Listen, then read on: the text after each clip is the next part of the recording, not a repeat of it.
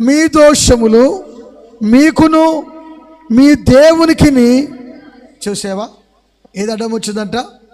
మీ దోషములు మీకును మీ దేవునికిని అడ్డముగా ఉన్నాయి కనుక ప్రార్థనలో అయ్యా ప్రార్థనలో విజయాన్ని నీవు పొందలేవు, పొందజాలవు.